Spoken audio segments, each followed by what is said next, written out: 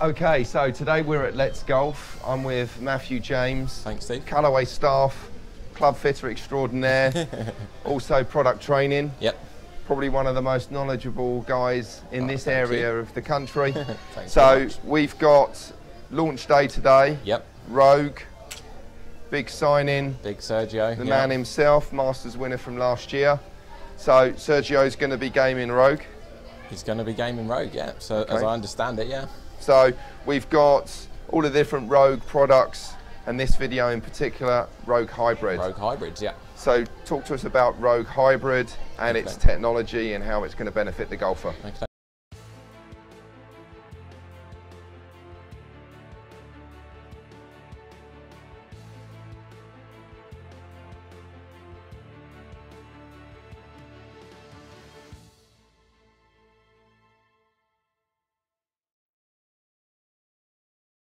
So, you know, just like the story we had with driver and even the fairway woods, two different head designs here to basically pitch towards two different golfers.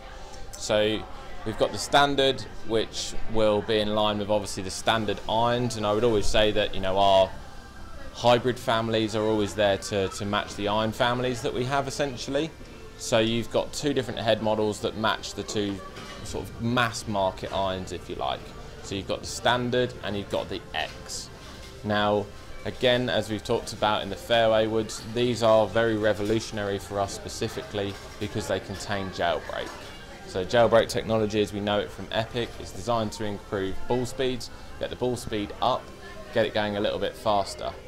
So with that in mind, it's been actually a very interesting golf club for us to bring to market because a lot of hybrids over the years have started to get a little bit too strong in flight, quite flat in spin, and almost become kind of driving irons. So those kinds of golfers that maybe think about hybrids as iron replacements haven't really seen that kind of golf club for a little while now. So because we've been able to play around with the ball speed characteristics of a hybrid style club, we've also then had to look at the launch characteristics. So what I'd hope to see out of these kinds of clubs is that we're seeing a much higher launch, really trying to, you know, almost encourage players away from those longer irons that don't quite generate the club head speed or the ball speed to keep the ball in the air. But more importantly, with these kind of hybrids, get the ball launching nice and high. Okay, so looking at these straight away, the difference in the head, how much bigger the X is. Yeah, so similar story to the iron, right? Much bigger footprint, much bigger head. Yeah. Again, everything about it is distance engineered because of that. It's almost getting close to a fairway wood, right? Yeah, definitely. And then obviously the jailbreak technology, so this is the first time that you've offered jailbreak? First time in a hybrid, In a hybrid, okay. So talk to us about jailbreak as well, in case this is the viewer's first video on jailbreak. Sure. What is it? So jailbreak is two titanium bars that sit internal in the head and sit close by the face. So in our hybrids we have a feature called the internal standing wave and actually form part of that. And the jailbreak's job and its role essentially is to reduce the amount that the ball has an impact on the head shape. So through impact, the crown and the sole of the golf club actually want to move away from each other in this manner, and having those jailbreak bars in there supports that and stops it moving so much. So that in terms of physics is allowing more ball speed because there's more energy put back into the face, more energy put into the ball, better ball speeds. Okay, so different shaft as well offering is there? Yeah, some different shaft offerings for you know, for all the kinds of players that we'll have. So there's the standard in this is the Aldila Synergy, and again, you know, the importance then is go out and be fitted and make sure that you're getting the right specs. Yeah. Okay, so what type of golfers are going to suit these two then, two different heads? So, you know, hybrids are really in there for every golfer, I would say. You know, we've talked about it, even looking at, you know, something like the UT. If people haven't seen that video, I think that's a really good one to go and watch, where Steve and I actually compare the results of a 4 iron and a 4 utility iron. Yeah. So this could be another sort of, you know, conversation like that. I myself, you know, I'm a PGA pro. I don't play a lot of golf anymore, like yourself. You know, we don't get out and play as much as maybe we want to or could. But a hybrid for me, you know, are pretty comfortable clubs, and we'll see that in the data actually. It's some really nice shots with that. Yeah. So I'd never say that, you know, hybrids should be for your mid to high handicappers, because it could be for anyone. It's just making sure that they're doing the right thing for you.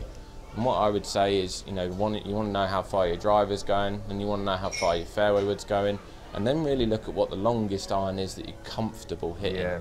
If that's maybe a 5 or a 6 iron, we're offering a lot of loft options in these heads, going right the way down to a 7. So, you know, even those slower swing speed players that maybe nowadays just aren't hitting their irons as far as they could or should or feel like they want to, we could start looking at some hybrids. Hybrid replacements. Yeah, absolutely. Okay, right, so let's do some testing and then do some hitting. Yeah, let's.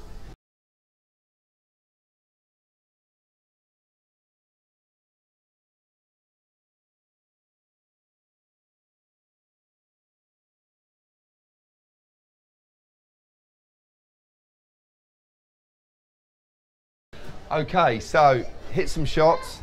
Injury, unfortunately, has prevented me putting my data up to date. Injured right shoulder. So we've got Matt. Matt's, you know, pretty regular player. Gets out most weekends. So, you know, you're PGA Pro, fitter.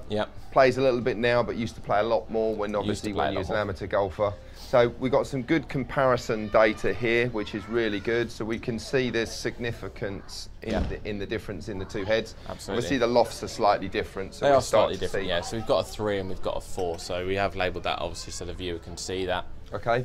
So talk about then, we always say these sort of 3 pillars of ball fitting.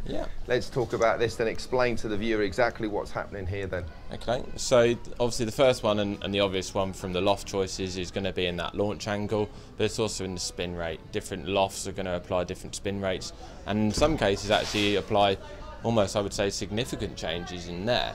And this is where hybrids for me start to work for players, particularly players that aren't that fast. You know, my club head speed with the driver is about 100 miles an hour. It's probably less than that when I'm on the golf course. So I'm not the longest of hitters, and certainly in our sort of field of play, if you like, be considered quite short. So having compared a 3 and a 4 hybrid is actually quite useful, I think, to the mass sort of viewers, because you'll see there that there's actually not that much difference downrange in carry, or even in fact in the total difference in distance. And I'd say that if you gave me a 3 iron and a 4 iron, that difference would only be smaller. You know, and this is why when I started to become a fitter and understand more about fitting and understand what kind of golf clubs can and can't do for players, I used to carry a 2 iron, I used to have a 3 iron, and I used to have a 4 iron. And I was of that belief that those 3 clubs did something different for me all the time. And yeah, the 2 iron's nice to get out and hit down fairways, and you know, it makes you feel good when you hit the best 2 iron of your life, right? But in actuality, I don't think I'd ever carry it past 210 yards or 212 yards as the 3 hybrid there allows me to. So the importance there is when we start talking about gapping. You know, if I had that 2 iron, that 3 iron and that 4 iron in there, it doesn't give me space to then have the extra wedge that I might want, or the extra wedge that I might actually be able to do something different with. So a lot of our fittings will talk about that. We'll talk maybe about having a fairway wood option, and then trying to get players into hybrids and replace those kind of long irons, because we can see here very quickly that they can make a difference for players. Yeah, absolutely. I mean, I something that I sort of, from my experience of fitting, you know, when you do the pre-fitting sort of interview, and find out, you know, get their confidence, get them to rate their long irons. Very few rate them high, right? Always low. So they don't, although they feel they need to have a long iron in the bag because it's the set of irons that they're buying, I tend to sort of steer them away and get them to test one of these. And even compare it, like we did with the UT, compare it with one of their irons from their bag, and then they're actually surprised, pleasantly surprised, how different the hybrid performs. And it almost becomes a go-to tee shot club, that if they are struggling with driver, you know, they can put that back in the bag. If they're struggling with their fairway wood, obviously matching up the right fairway wood for their swing speed, if they're struggling with that, they can go to the hybrid. And most of the time, carry it far enough on the hole to carry the trouble and hit fairway. And still be in play, and that's the key, right? You know, and using that kind of gapping ideology, if you like, you know, I know that my 7 iron, when I've hit some shots and I'm warmed up, will carry at about 170. So my 6 iron's going to be 180. My 5 iron's going to be 190. My 4 iron is about that 200 yard mark. Well, there I've hit a 4 iron in the standard. it's not a club that's fit for me. You know, it's the first time I've seen it, it's the first time I've hit it, and I've hit that number there in carry really without trying. Yeah, yeah. You know, look at the dispersion here on the side angle and the deviation. We sort of laughed and joked, and you know, all the shots pretty much did the same thing. And unlike these videos in the past, you know, we tend to take our 6 best shots and, you know, maybe talk about some of the iffy ones off camera.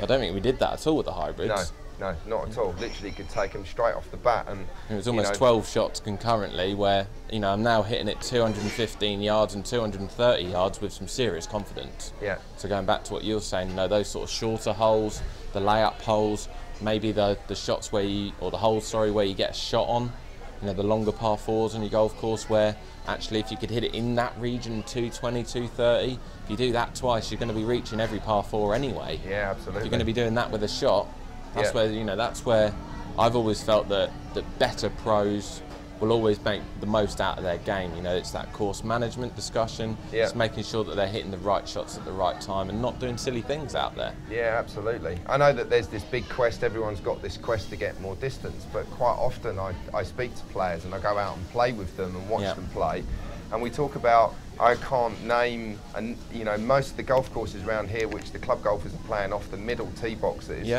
you know, the regular tees, not the championship tees, there are very few holes in Surrey that need a longer carry distance than about 150. And most of them, most of my clients can carry this with a hybrid. So they're trying to bash further down there. You know, they're aspiring to get into the sort of the 80s scores or break in the 90s.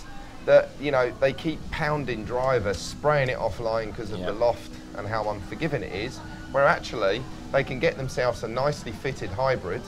They can bump the ball down there. That's it. The fact is, it's just pure physics. They're not going to disperse it offline anywhere near as much as a long iron stroke fairway wood or driver comparison. Absolutely. So, you know, it's a bit of a no-brainer that, you know, get one of these fitted, get it in the bag, you know, get good with it, so you know that you've always got that go-to club. Full back, Just full back and get that one out and bunt it down there, or hit it again down there to get it close to the green, and chip and putt to make your par. That's it. Rather than, you know, trying to get it back into play because you sprayed it offline off the tee. You keep fighting the spray all the way round, so one left, one right becomes military.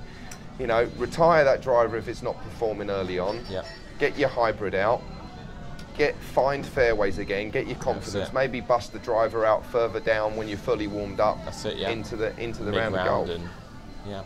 So really good then. So the new Rogue, going to be certainly a few of your tour players using this, no doubt, this year. I'd be surprised if they didn't, And different shaft offerings, so a really good sort of range that for fitters to be able to fit and add, making sure they get that nice good set build up as we've discussed.